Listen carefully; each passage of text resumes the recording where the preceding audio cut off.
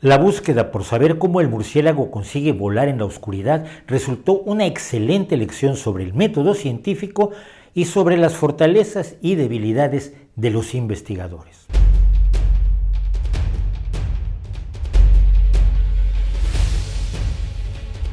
El murciélago, como animal nocturno, fugaz y huidizo que evita a los seres humanos, habita en lugares ya de por sí poco atractivos como cuevas, edificios abandonados y desvanes, y que tiene la rara costumbre de vivir colgado boca abajo, fue objeto de una campaña de publicidad negativa desde los inicios de la historia, asociándolo con lo malévolo, la brujería y lo satánico. Esta percepción se vio fuertemente reforzada por el descubrimiento en América de 3 especies de murciélagos cuyo principal alimento es la sangre de otros animales, incluidos los humanos.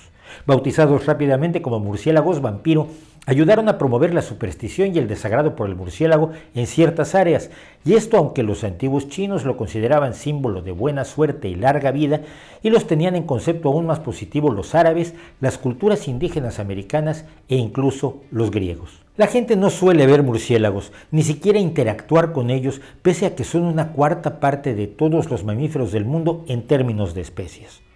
Sus colonias pueden estar formadas por millones y millones de individuos. Por ejemplo, la mayor colonia urbana de murciélagos con más de 1,5 millones de integrantes está en la ciudad de Austin, Texas, y consume diariamente entre 5,000 y 15,000 kilogramos de insectos, que de no estar controlados acabarían con las cosechas en los alrededores, lo cual destaca la importancia ecológica que tienen estos animales. Fueron precisamente los murciélagos cazadores de insectos, peces, pequeños mamíferos e incluso de otras especies de murciélagos los que presentaron a la humanidad su misterio: volar ágilmente en la oscuridad, sortear obstáculos y cazar con gran precisión a sus presas. Su nombre original en castellano es murciégalo, de mus muris, ratón, y caeculus, diminutivo de ciego, indicando precisamente esos pequeños mamíferos que a la luz parecen actuar como si estuvieran ciegos y que sin embargo en la noche tienen la capacidad de navegar asombrosamente. La navegación de los murciélagos se convirtió en uno de los principales intereses del italiano Lazzaro Spallanzani, 1729-1799, de la Universidad de Pavia, cuya pasión por la biología, cuando esta disciplina ni siquiera tenía ese nombre, lo llevó a hacerse cura para garantizarse la subsistencia y poderse dedicar así a aprender ciencia. Mediante elegantes experimentos, Spallanzani demostró que la digestión es un proceso químico y no se reduce al simple triturado de los alimentos como se creía hasta entonces. Fue pionero de lo que haría después Pasteur, refutando que la vida surgiera espontáneamente de materia orgánica en descomposición. Descubrió también que la reproducción necesita tanto del óvulo como del espermatozoide, desterrando la idea de que la mujer era una figura pasiva en la reproducción, un simple recipiente. Estudió la regeneración de órganos en anfibios y moluscos e incluso exploró asuntos de la física básica. De él se dijo que descubrió en unos años más verdades que muchas academias en medio siglo. Spallanzani realizó una apasionante variedad de experimentos con los murciélagos. Les puso en la cabeza capuchones opacos que les impedían maniobrar y capuchones delgados y transparentes con el mismo resultado. Finalmente, en experimentos que hoy serían impensables, cegó a una serie de murciélagos y los hizo volar entre hilos con campanillas en sus extremos que había colgado en su laboratorio y que sonaban si un murciélago los tocaba. Hizo lo mismo con murciélagos a los que había privado del oído, y vio que estos no podían orientarse, lo que le sugirió que el oído era el sentido que estos animales utilizaban, de algún modo aún misterioso, para ver en la oscuridad. Confirmó su idea cegando murciélagos salvajes, marcándolos y liberándolos para recapturarlos días después. Las disecciones que hizo mostraban que los murciélagos en libertad se habían alimentado exitosamente. Spallanzani escribió en su diario: los murciélagos cegados pueden usar sus oídos cuando cazan insectos. Este descubrimiento es increíble. Spallanzani le escribió a la Sociedad de Historia Natural de Ginebra sobre sus experimentos, lo que inspiró al zoólogo suizo Charles Jurin a experimentar tapando con cera los oídos de sus murciélagos.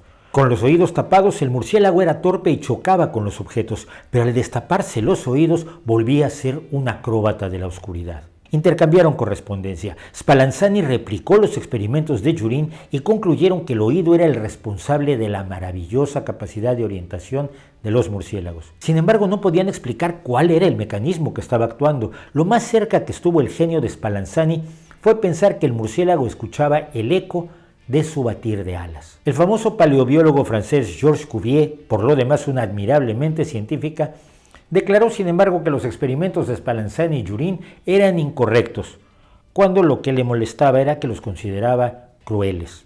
Y afirmó, sin pruebas completamente, que los murciélagos se orientaban usando el sentido del tacto. Científicamente los dichos de Cuvier carecían de todo sustento y razón, pero Cuvier tenía un gran prestigio e influencia y muchas personas cegadas a la realidad de la experimentación procedieron a ignorar los experimentos y conclusiones de Spallanzani y Jurin. Se aceptó como dogma de fe la hipótesis del tacto y la investigación sobre la orientación de los murciélagos quedó interrumpida. Cuvier había apostado por el sentido común en contra de la experimentación. En 1938, 143 años después de las críticas de Cuvier, el joven científico de Harvard, Donald R. Griffin, utilizó micrófonos y sensores para demostrar que los murciélagos ven en la oscuridad emitiendo sonidos ultrasónicos de más de 20 kHz y escuchando el eco para conocer la forma de los objetos y la distancia a la que están.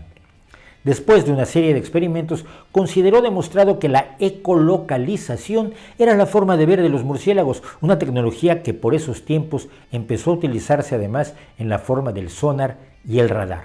Finalmente, la solidez de la experimentación de Spallanzani y Jurin se había impuesto a las creencias irracionales del sentido común, demostrando de paso que las creencias sin bases no son solo patrimonio de la gente común, sino que incluso grandes científicos como lo fue Cuvier pueden ser sus víctimas, recordándonos que lo importante es lo que se puede demostrar con la ciencia y no lo que sus practicantes opinan.